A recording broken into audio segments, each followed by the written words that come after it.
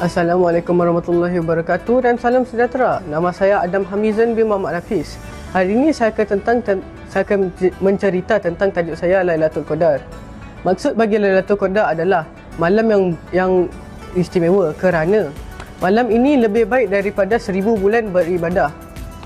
Lailatul Qadar terpecah kepada dua maksud, iaitu Lailah dan juga Al-Qadar. Al-Qadar bermaksud kemuliaan, manakala Lailah bermaksud dari turunnya matahari hingga terbitnya fajar.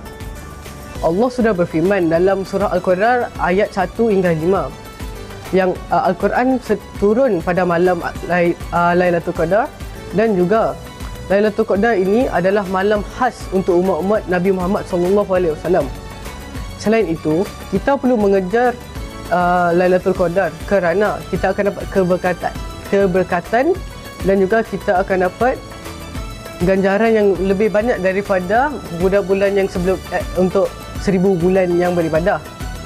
Akhir sekali, apabila datangnya 10 malam terakhir pada bulan Ramadan, kita perlu pertama solat tahajud.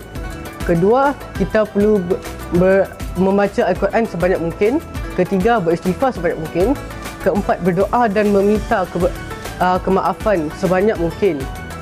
Dan kelima, akhir sekali, adalah untuk membaca doa Lailatul Qadar pada setiap malam yang 10 malam terakhir itu. Itu sahaja daripada saya. Wabillahi taufiq wa hidayah. Wassalamualaikum warahmatullahi wabarakatuh dan terima kasih.